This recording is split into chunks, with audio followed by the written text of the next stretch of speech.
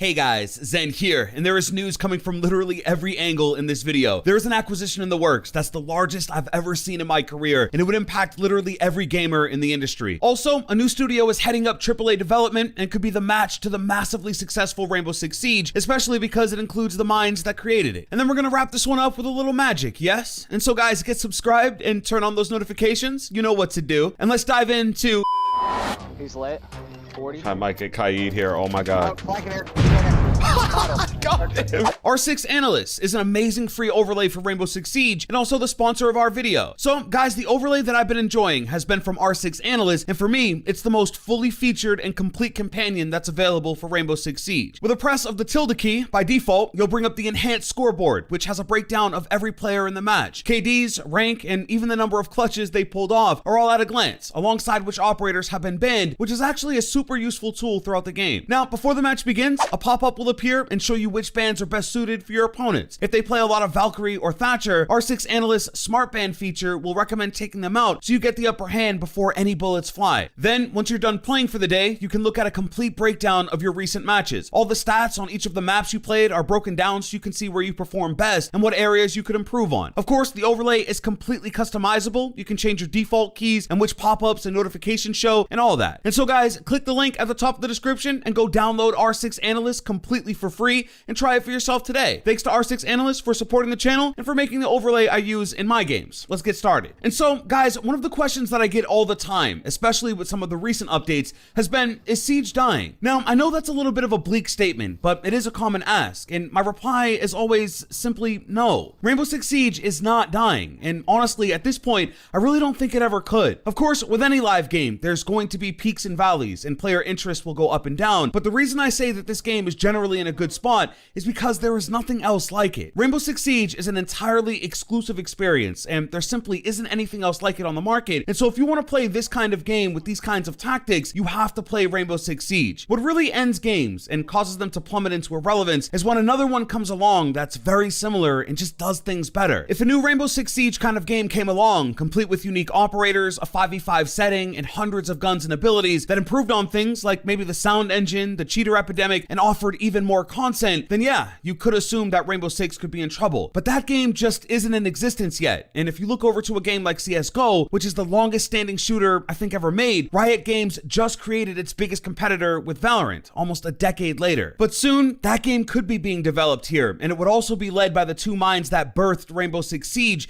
and backed by one of the richest companies in the world. It's no secret that Amazon is trying to make a huge step into gaming, and they dropped the bombshell that they're opening up a new studio in Montreal, which is literally the same home for Rainbow Six Siege devs, and they've hired both Alexander Remy and Xavier Marquise as leadership. Now, of course, a game as big as Rainbow Six Siege is developed by hundreds of game devs, but these two were the faces of this thing, good or bad, and took it from Rainbow Six Patriots to Rainbow Six Siege, and that alone was a huge undertaking. They're masters of the craft, and they deserve their chips, and so they're considered the fathers of Rainbow Six Siege, and that's not to take away from any of the other talent involved. So Amazon's game VP came out and said this: Montreal's rich vein of creative talent will be a valuable asset as we continue building our development and publishing teams. The highly skilled and experienced team at our new Montreal studio shares our commitment to creating best-in-class online games and brings with them a wealth of knowledge and passion for building deep, community-focused multiplayer experiences. Then, Xavier Marquise added, building upon 8 years of experience with Siege, we are excited to start with a blank page and the creative freedom to create a completely unique experience for the multiplayer space. Now, it should be said that there is no confirmation that a new Siege-like experience is being developed. It should also be said that Amazon never mentioned that the game would even be a first-person shooter. But the speculation says something a little different, because Amazon has been building up their studios, and as of now, they have an open-world MMO-style online game in the works. They brought on Smilegate RPG to develop a game, and they recently canceled Crucible, which was a third-person AAA free-to-play shooter. As a platform, they need a rockstar first-person shooter to sell this dream, and they brought on some rockstar talent to make it happen. And so I absolutely cannot wait to see where this story goes and how it develops, because the potential is immense here. To be honest, Siege would only really benefit from a new challenger, because healthy competition breeds excellence, and generally, I see it as a good thing. And so best of luck on creating their next masterpiece. Next up is a crater-sized acquisition that could only become real with the assistance of the gaming gods. Look, just to be blunt,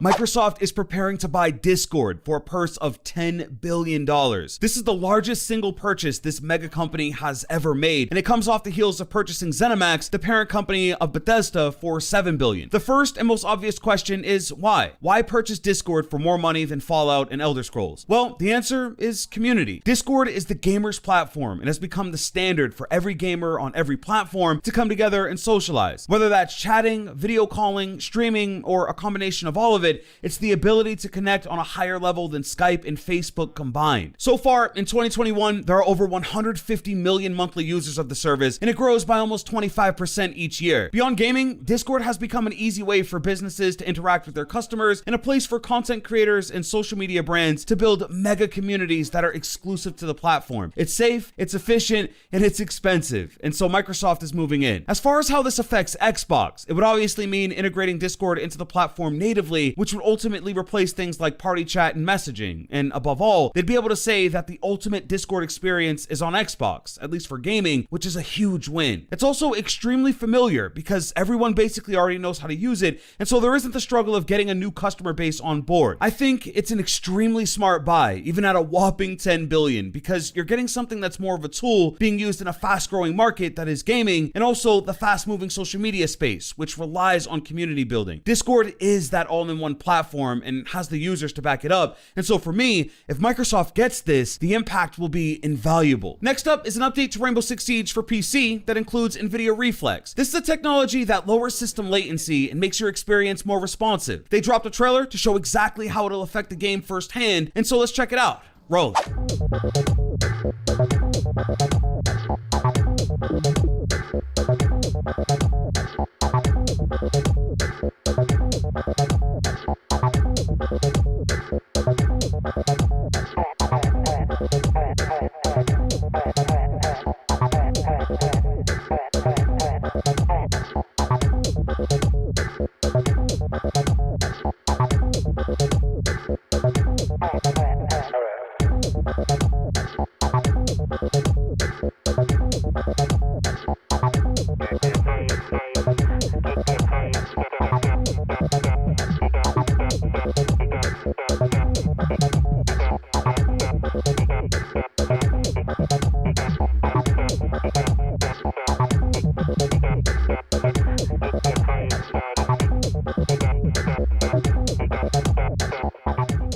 So yeah, this is a feature that'll make things a little snappier and should also feel much more responsive. To get it enabled, make sure you update your drivers through the NVIDIA GeForce Experience and update Rainbow Six Siege. Then head over to your display settings and turn it on. You can also set it to on plus boost, which will increase your GPU power draw, but also take a small amount of load off your CPU to make it slightly more efficient. And then finally for this video, Rainbow is Magic is back, and it's here until April 5th. This was one of the best and most whimsical events Rainbow Six Siege has ever had, and they brought it back to celebrate the April Fool's holiday, if you want to call it that, and add a lighthearted touch to one of the most hardcore games there is. It's basically Hostage on plane, and the goal is to go in and save Mr. Bear. It takes place on the plane map, but it's actually set inside the kids' room on the house map, and so the scale is more like your tiny toys going to war over a stuffed animal. It's an exact carbon copy of the last event, no new loot or rules or anything. If you enjoyed it last time, you'll have the same fun with it this time, and it's just a good way to let loose and revisit a classic. Beyond that, guys, Year 6 Season 1.1 is now live on every platform, which fixes a ton of bugs like the drone vent on border, and also Flores is now available to everyone outside of the battle pass. And that will do it for the video, guys. Make sure to go and download R6 Analyst with the link in the description and like the video to see more. With that, I'll see you guys in the next one.